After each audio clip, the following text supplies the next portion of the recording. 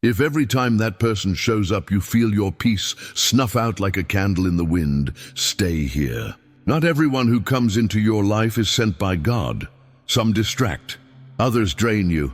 And when God decides to remove something from your path, clinging hurts more than letting go. In the next few minutes, you will recognize 8 clear signs to discern it. One of them uncovers the silent blockage that holds many back, and the last shows you such a direct indicator that you'll notice it in less than 24 hours. Before we continue, leave a mark of faith. Write in the comments, "I won't hold it. I release it and I trust." If you value messages that protect your peace, subscribe now and turn on the bell. Imagine you've spent days putting your life in order. You sleep better. You read in the morning. You work with excellence. You help with a clean heart. Everything flows until the phone rings. 10 minutes, you think. It ends up being an hour and a knot in your chest. Distraction doesn't always come in like a blow. Sometimes it arrives as courtesy. And the courtesy that douses your peace is a lit alarm. If someone keeps taking your peace again and again, that's the first warning. The first sign is when the confusion won't leave. Some presences make noise, even if they stay silent. You leave after seeing that person and keep replaying their last sentence. You get home, you turn on the light, but inside everything is still blurry. God is not the author of confusion, but of peace. 1 Corinthians 14:33. Peace is not a luxury, it's a sign. If every time you're with someone your heart races, you can't take a deep breath and you sleep poorly, don't call it just how it is. It's an alert. Your own body is telling you what your mind is trying to justify. You don't negotiate with what extinguishes your peace. You decide, if this describes you, right, I choose peace. The second sign shows up as a weight that doesn't build you up. A healthy relationship refreshes. An out-of-season relationship rubs like sand in your shoe. You keep walking, but it hurts. Some people don't build you. They drain you. They don't bring you closer to what matters. They fill your days with things that don't add up. My yoke is easy and my burden is light, Matthew 11:30. If someone becomes a weight that bends your back and steals your joy with repeated arguments, that burden didn't come from heaven. Learn to distinguish between growing and wearing yourself out. Growth polishes you, wear and tear empties you. Simple question. After being with that person, are you more patient and clear or more impulsive and tense? A simple comparison helps you see it. On one side, what you receive, peace, good counsel, correction with love, space to advance. On the other, what you give, time, energy, attention. If what you give weighs far more than what you receive, don't call it self-giving. It's a sign. Don't normalize living exhausted just to prop up what God is closing. The third sign is that inner unease you can't put into words. The phrases sound right, the gestures look proper, but inside, something says no. That discomfort isn't always fear. Often it's God's care. Small details begin to show up that tomorrow would be big cracks, a joke that mocks the sacred. It's not such a big deal every time you want to pray. A schedule that tramples your time of seeking, a comment aimed at your principles. You don't need a big blow to take your distance. What's repeated is enough. When the Spirit of truth comes, he will guide you into all the truth. John 16:13. The fourth sign appears when they pull you away from your purpose. The most costly loss isn't money, it's focus. Without focus, decisions lose their edge. That person shows up right when you're about to move forward. They propose plans just after you've put your agenda in order.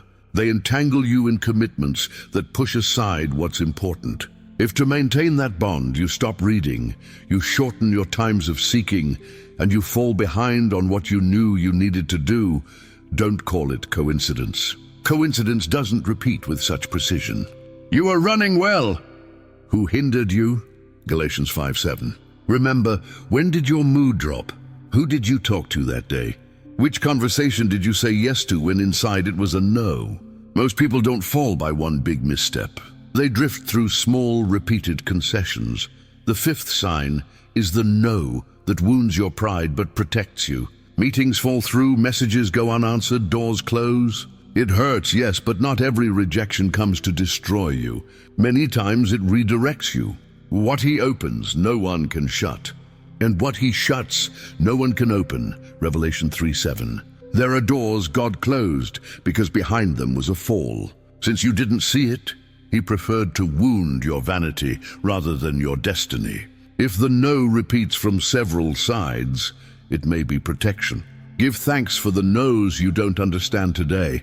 Tomorrow you'll see them as care. A brief exercise can open your eyes. Write down 3 things that didn't turn out as you wanted in recent months. Next to each, note what they spared you. Debt, wasted time, burnout, words you would have later regretted. You'll see God's hand where you thought there was bad luck. If it helped you, comment, "Thanks for the no's." The 6th sign comes when the warnings repeat, and yet you ignore them. God speaks patiently. A dream unsettled you. A good counsel spoke to you. You heard a phrase that struck a chord.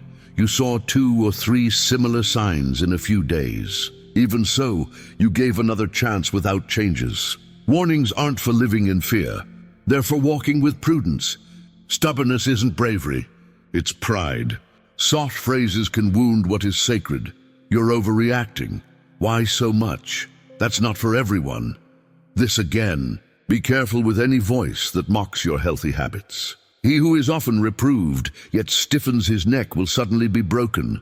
Proverbs 29:1. If different people told you the same thing, stop. Ignoring it today invites a storm tomorrow. The 7th sign appears when your growth stalls beside that person. You want to move forward, but you return to the same cycles. Broken promises, repeated arguments, goals that never start. You plan to wake up early, but the night before stretches into empty calls. You want to study, serve, and focus, but there's always someone else's urgent issue. Your life turns red when that person is near, and green when they're far. Observe simple things: how you sleep, how much you read, how well you concentrate, how you treat those who truly do you good. If everything improves when that person steps back, it's not a coincidence. It's evidence. Let us throw off everything that hinders and run with perseverance the race. Hebrews 12:1. Sometimes the wait isn't a habit. It's someone who's out of season. Purpose needs space. A seed won't sprout in packed soil. To land this idea, a clear image helps. There's a wooden door. Behind it, a room in order. From the inside, a piece of furniture is blocking it. You push, and it won't open. It isn't a lack of faith. It's a lack of space. Some bonds occupy the place where your peace, your healthy habits, and your focus should be. When you move that furniture, the door swings smoothly. That freedom comes when you decide to let go. The 8th sign is when peace returns as you create distance. At first it hurts. Memories linger, a little nostalgia, questions. But soon the house inside gets back in order. Your mind lowers the noise. Your heart stops racing. You wake up clearer, you go to bed lighter. It's not luck. It's confirmation. The peace of God, which surpasses all understanding, will guard your hearts and your minds. Philippians 4:7. If setting boundaries brings back creativity, order, and joy, then what left wasn't a root. It was weeds. Weeds steal the water from good soil. When you pull them out, everything else blooms. 7-day application. Day 1, silence. Don't explain, don't justify, don't fight. Be quiet so you can listen. Day 2, clear boundaries, schedules, topics you protect, spaces you respect. Write them down. Day 3, clean your environment. Delete chats that reopen wounds. Remove access that tempts you to return. Mute notifications that hinder you. Day 4, replace. The void isn't filled by another person. It's filled by healthy practices. In the morning, read Psalm 27 out loud. At night, Psalm 4. Day 5, simple rule. When in doubt, pause. Without peace, don't move forward. Day 6, bring it to light. Tell someone trustworthy about your decision and ask them to check in on you in a week. Day 7, measure. From 1 to 10, how's your peace? Your focus? Your rest? If they went up, that's your answer. 2 passages show it clearly. David served with honor, but there was a moment when being near Saul was dangerous. He took distance to protect his life and his calling. Stepping away sometimes isn't betrayal, it's obedience. Jesus too, surrounded by crowds, loved everyone, but he didn't open himself equally to all. There were moments to speak and moments to pass by. Love doesn't oppose boundaries. It orders them. This is how it looks in daily life. At work, you're offered a shortcut that tramples your principles. It's presented as normal, with soft words. You choose excellence and truth. You document everything, you present it, there's no change, and you plan an orderly exit. In 30 days, your peace rises, your performance improves, and a door opens that you wouldn't have seen if you'd accepted what was crooked. Integrity doesn't close doors. It opens the right ones. In a friendship, every step forward of yours brings a joke that seems light, but strikes what is sacred. It's not a big deal. You're overdoing it. This again. You set boundaries for 21 days. You reduce frequency, change places, protect your schedule. Your clarity returns. You sustain habits. You recover what was lost. You discover you weren't tied by laughter, but by the habit of giving in. When you stop giving in, you regain ground. When in doubt, use this short path. Peace. See whether it rises or falls as you move forward. Fruit. Look for repeated signs like patience, kindness, self-control, clarity. Counsel. Talk to a mature person who can tell you no if needed. Scripture. Seek light, not a pretext. Time. Give the decision 7 days. Truth remains, emotion settles. You will keep in perfect peace the one whose mind is stayed on you. Isaiah 26:3. If this path helps you, write light and peace and share this content with someone who's been stuck in the same doubt for months. Your word can wake them up. Don't confuse forgiveness with access. You can forgive and still limit access. Forgiveness heals the heart. Access is decided with wisdom. Whoever repeatedly tramples what is sacred doesn't value access. Closing a door isn't hatred. It's honoring your calling. Purpose doesn't grow in noisy hallways.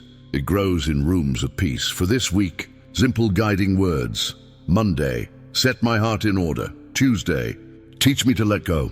Wednesday, give me clarity. Thursday, guard my mouth. Friday, strengthen my self-control. Saturday, fill me with peace. Sunday, confirm me with fruit. In the morning, Psalm 27. At midday, Psalm 91. Before sleeping, Psalm 4. It isn't a lucky charm, it's focus. To finish, an example we all understand. You're standing before a door. Outside, mixed voices, laughter rising and falling, promises repeated. Inside, a set table, a warm lamp and silence. Every time you say yes to what you should release, you choose to stay outside in the noise. Every time you say no, you go in and sit down. No one will make that decision for you. Not exhaustion, not habit, not fear. You make it today. Put your hand on the handle and say, I won't hold it. Let it go. That phrase is the key. When you push, the door will open. You'll know it because peace will enter with you. Before you go, do something simple. Breathe. Say, I won't hold it. Let it go. Write down one boundary for this week and rename that chat Peace Boundary. Mute it for 7 days. Tomorrow read, you will keep in perfect peace the one whose mind is stayed on you. Isaiah 26:3. At night, rate your peace from 1 to 10. If it rises, keep going. If this message spoke to you, write, I won't hold it, and tell me which part you saw yourself in. Subscribe and turn on the bell to walk in clarity and purpose. Share this video with your group and with that person who needs light today. Not everyone who comes into your life is sent by God. And when He closes a door, it isn't rejection, it's protection. Your task isn't to hold on, it's to obey. In obedience, there is rest. Don't hold on, let it go.